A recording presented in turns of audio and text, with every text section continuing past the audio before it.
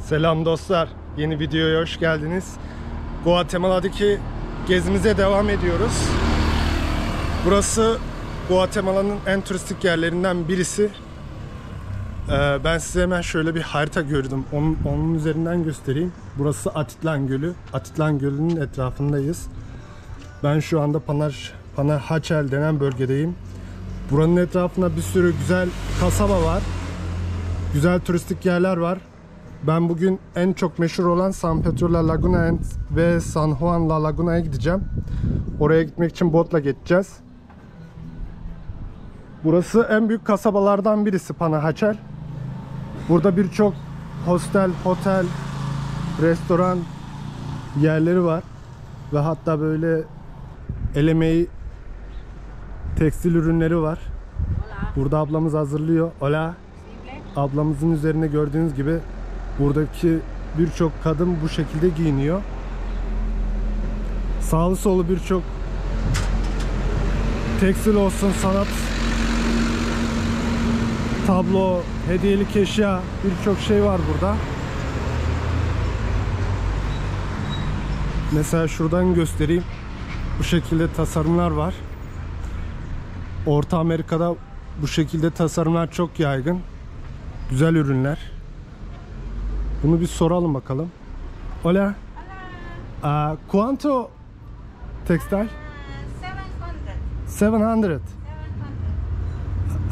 Quetzal.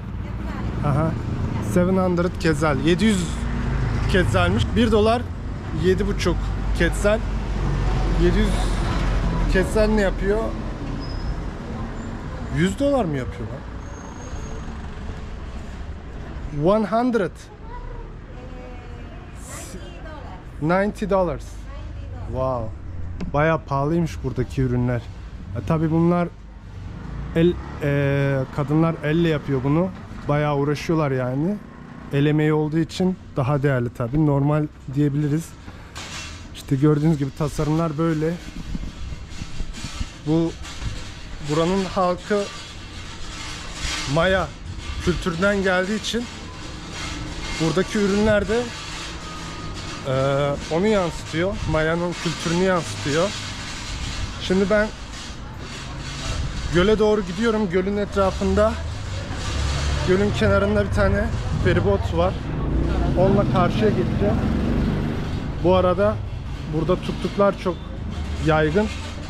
Bu şekilde tuktukla istediğiniz yere gidebiliyorsunuz. Hızlı taksiler bunlar. Göle inen sokaktayız. Aynı zamanda sanat sokağı herhalde burası. Yine birçok ürün var burada. Sağlı solu. Burası Guatemala'nın başkenti. Guatemala şehrine 100 kilometre uzaklıkta. Guatemala şehrinin batısında bulunuyor. Çok yakın. Arasında bir de Antigua şehri var. Antigua şehri de bayağı güzel bir şehir. Kolonyal şehir. O da UNESCO listesinde. Göl göründü şimdi karşımızda. Göle doğru inelim. Burası volkanik bir gölmüş. Bu etrafında dağlarla çevrili.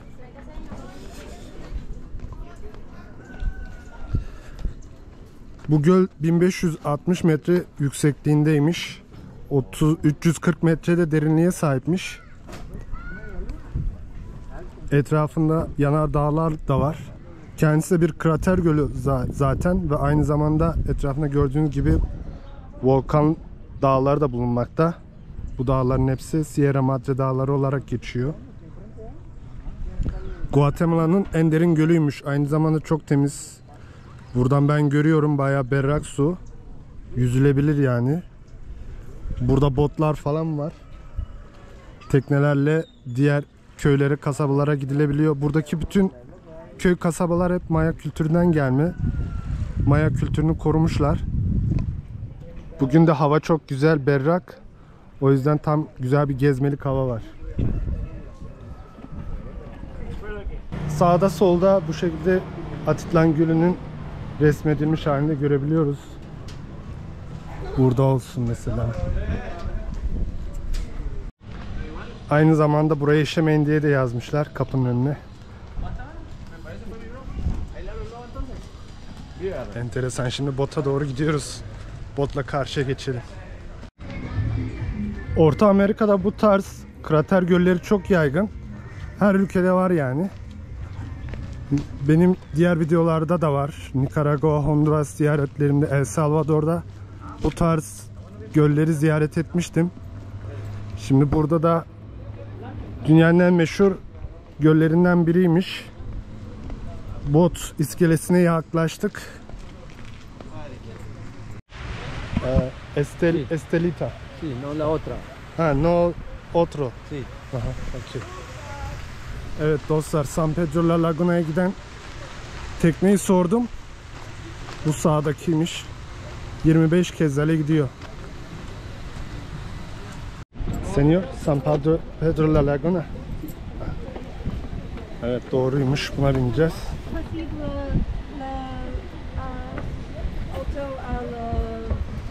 Buradan atlayacağız herhalde.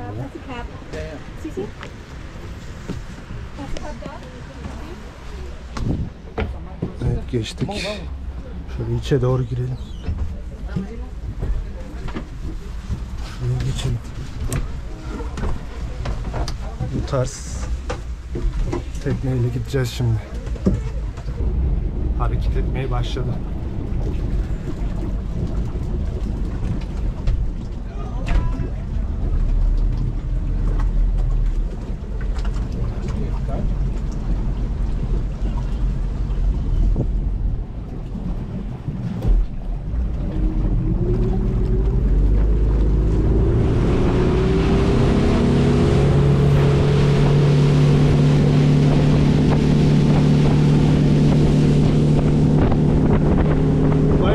Kaldırdı.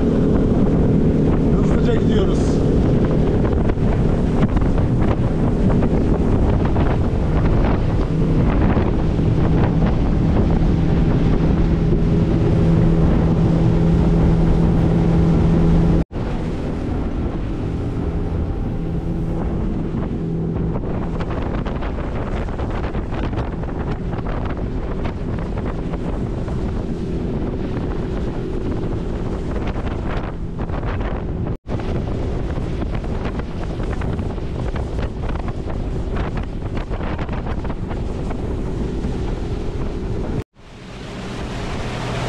Galiba burada bir durak yapacak şimdi. Ördekler de varmış.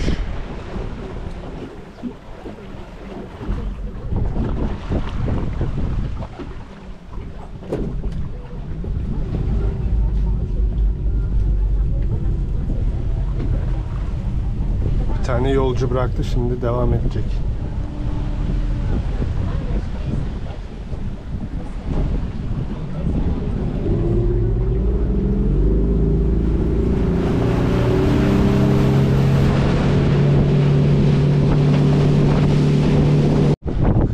Bazen bu şekilde güzel evler var.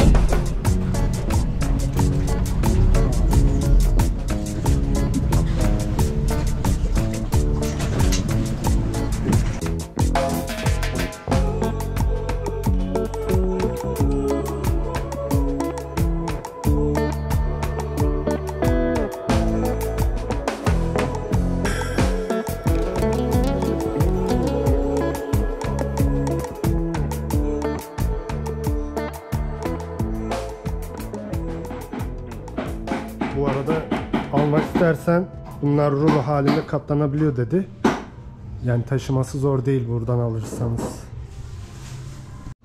Evet, şimdi yürümeye devam ediyoruz. Böyle ara yollardan, dar yollardan gidiyoruz. Baya güzel yerler ama ne yazık ki ben o kadar da turist göremiyorum. Acaba sezonu mu değil diye. Burada sezon Kasım'da başlıyor diyorlar. Kasım'dan Nisan'a kadar herhalde. Sokağa çıkınca insan çıktı karşımıza ya. Evet, yerel halk, yerel müzikler. Hola. Tuk tuk. Hola.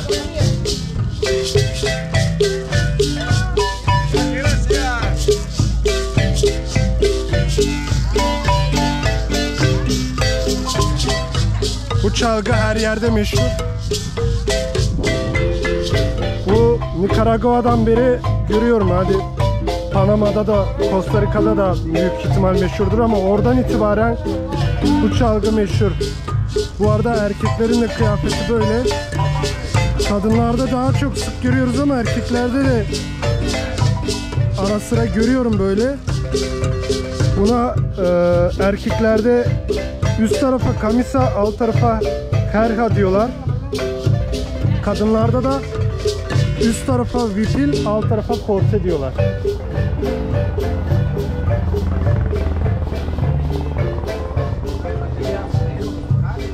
Yerde de Maya kültürünü yansıtan desenler, her yerde Maya kültürüne ait desenler var.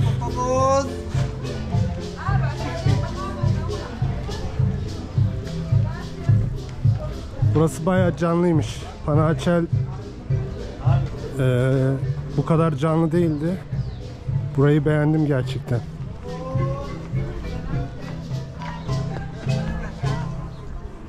Gördüğünüz gibi. Ama bayağı pahalı buradaki ürünler ya. Gerçi bana kadın sordu, $100 deyince tablolar için ne kadar verebilirsin dedi. Tabii hiç almayacağım için. Burada da bu arada Down sendromluların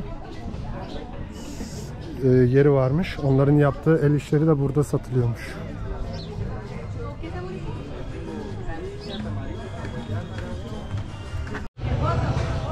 İnsanlar fotoğraf sırasına girmiş burada. Bayağı fotoğraf çektiriyorlar. Ben de az önce çektim. Bu arada yemek fiyatlarına bir bakayım, yazmış buraya. En ucuz 21 kezzal'den başlıyor 40 kezzal'e kadar hamburgerler var. Burası iyiymiş fiyatı.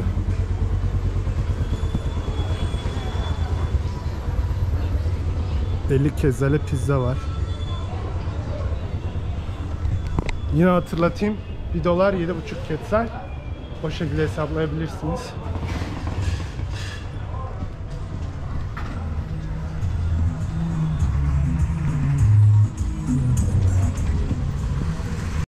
Bu menüde de buranın en meşhur yemeklerinin isimleri yer alıyor. Burada en meşhur olan pepian. Bu da bir çorba çeşidi. Tavuklu olsun ya da dana eti olsun. Farklı çeşitleri var. Buraya geldiğiniz zaman mutlaka deneyin. Abi çok dükkan var, çok restoran var. Ama İnsan yok ya, çok fazla. Yani halk, esnaf çağırıyor normal olarak. Çok fazla şey yapmıyorlar ama, rahatsız etmiyorlar ama yani bu kadar çok dükkan var, yer var ama pek fazla turist yok. Belki sezon değil diye. Dediğim gibi Kasım'a kadar yağmur sezonuymuş. Yağışlı sezon. Kasım'dan sonra Nisan'a kadar falan kuru sezon. Hatta bugün bayağı hava açık. Çok güzel bir gün ama genelde yağmur yağıyordu çoğu zaman burada.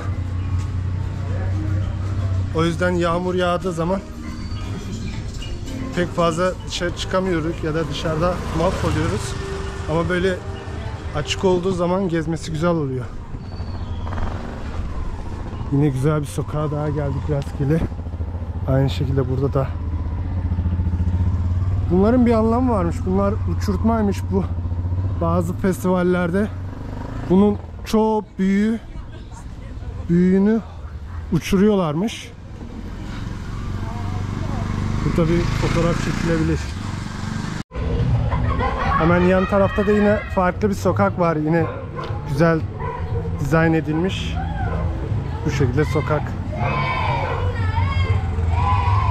Neyse yürümeye devam edelim, keşfedelim.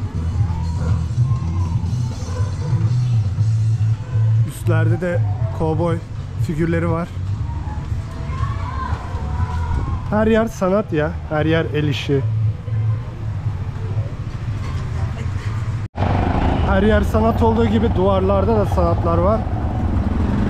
Duvarları boyamışlar böyle.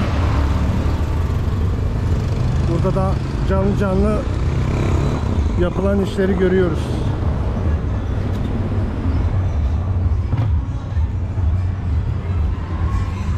Hola, buenos días. Buenos días.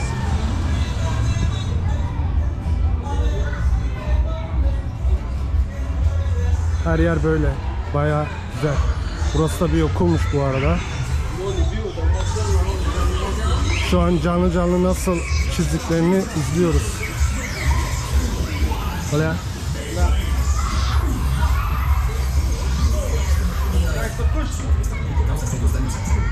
Bayağı sanatçılar.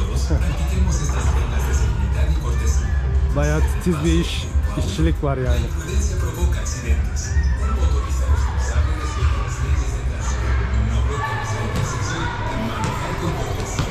Okul da bayağı güzelmiş. Bunlar herhalde önemli isimler. Her yer rengarenk. Burası da sahne çocuklar için. Ne güzel ya. Her şey güzel yapılmış, güzel dizayn edilmiş. Renkli renkli, rengarenk bir dünya. Çocuklar için de güzel bir ortam. Uzun zamandır basket oynamamıştım çocuklardan. Güzel bir basket oynadım.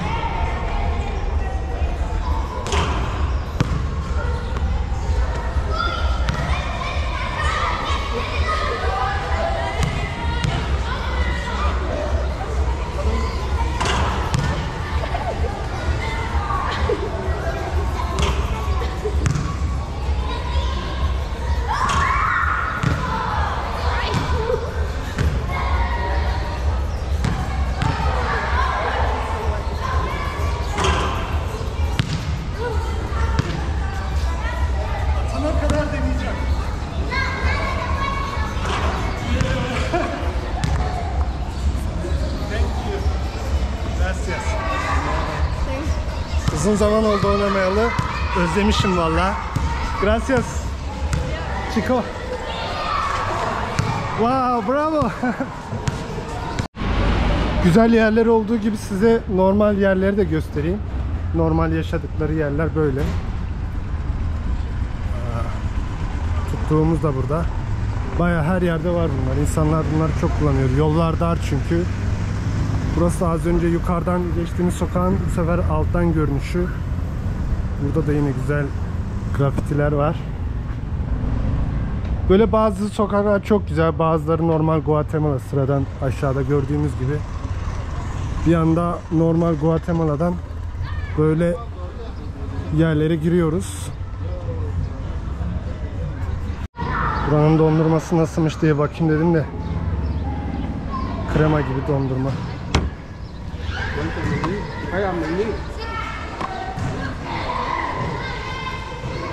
Böyle bir reçel gibi bir şey batırdı, fındığa batırdı. Ne kadar acaba?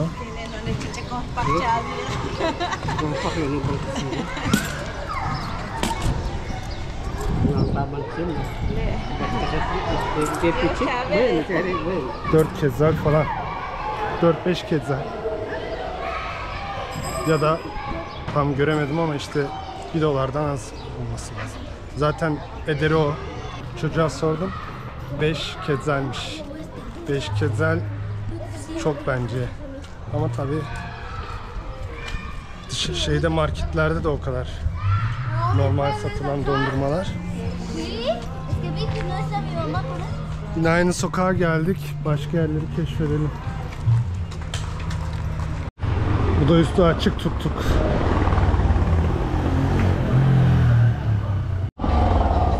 Bu da yeni jenerasyon yerli kıyafeti. Alt tarafı yerli, üst tarafı daha biraz daha modern. Yeni jenerasyon kreasyonlarımız.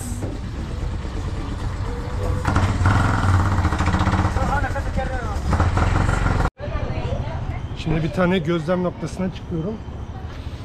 Oradan şehri, kasabayı izleyeceğiz ama burada giriş varmış. Giriş ücretli sanırım. Burada fiyat yazıyormuş yabancılar için. Extranieros 30 quetzal. 30 quetzal. Gösteriler, görüntülerde, afişte böyle görünüyor. Ya 30 quetzal de az değil ya. Vazgeçtim ben. Ben biraz fakir bir gezgin olduğum için o kadar yolu yürüyüp boşuna zaman harcamaktansa doğal bir yer bulup izlerim, ne gerek var değil mi? Şimdi ben San Pedro La Laguna'ya gideceğim. Bir sorayım tuk ne kadarmış. Hola, ¿cuánto tuk San Pedro La Laguna? San Pedro estamos cobrando 15 por persona, amigo. 15. 15 por persona. 15 per persona. Ajá. ¿Cuántos son? Solo uno. Sí, sería eso, amigo. 15 quetzalmiş. Biz yine tabanmaya devam, $2 yani. Ama ben yürümeyi seviyorum. Ya böyle uzun süreli gezgin olunca yani $1 bile hesabını, kuruşun bile hesabını yapıyorum. O yüzden yürüyerek, zaten yürüyerek kaç dakika ki bir bakayım. Yürüyerek 1 saatmiş ya. Ben yakındır diye düşündüm ama onunla çaresi var. Çare otostop. San Pedro La Laguna kasabasına otostop çekeceğim şimdi. 10 dakikalık yürüme mesafesine bir tane gözlem noktası varmış. Oraya kadar yürüyeyim bari. Ondan sonra belki otostop çekerim ya da şu anda gelen olursa çekerim.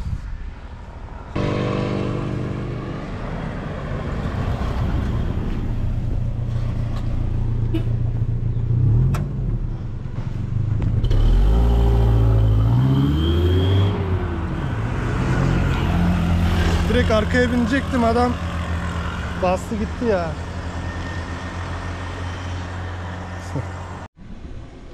Bir tane motor. San Pedro. San Pedro. San Pedro. Solo aquí en el centro, arribita te dejo porque tengo un mandado en un taller. Mi español poquito. San Pedro Centro, ¿no? No, no puedo ir en el centro, solo aquí nomás. Solo centro. No, en el centro no, un poco. Más, antes centro. Sí, antes. Ok, gracias.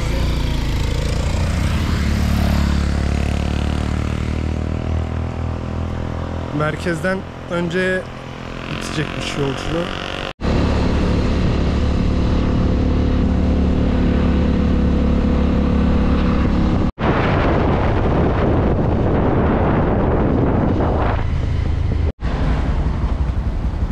Gracias. Evet, San Pedro'ya geldik. Bize hemen bir kilise karşılıyor. Yine okullarda böyle basket sahası var, üstü kapalı. Güzel. Burada gençlere önem veriliyor. San Pedro'da böyle bir merdiven buldum. Çok da fazla turistik gelmedi bana ama keşfediyoruz bakalım. Bu arada otostop gerçekten Guatemala'da çok kolay. Ve insanlar o kadar nazik, sempatik. Herkes birbirine selam verebiliyor yolda. Burada gözetleme noktasının girişi var. İşareti gösteriyor. Bana normal bir ev gibi geldi ama. Buenas tardes. Burası mı acaba? Mirador aquí. Ha. Aa, ten kese. 10 kesermiş. Burada işi ticarete dökmüşler. İşte böyle. Buradan da bakabiliriz. Burası büyük bir şehir gibi ya. Kasabadan ziyade. Biraz daha gidelim bakalım.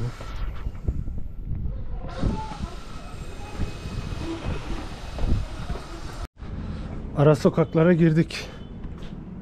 Göl de görünüyor buradan.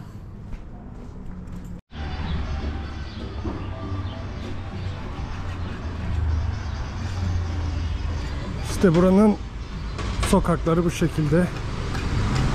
Normal sokakları, turistik olan yerleri değil.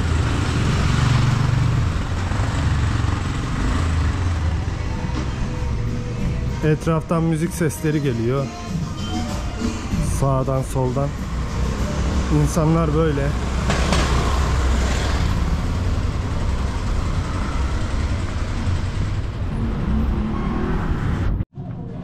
Abi bu şehir daha sakin çıktı. Yine tek renkli bölge burası. Pek bir şey yok ya. Sokaklar bomboş.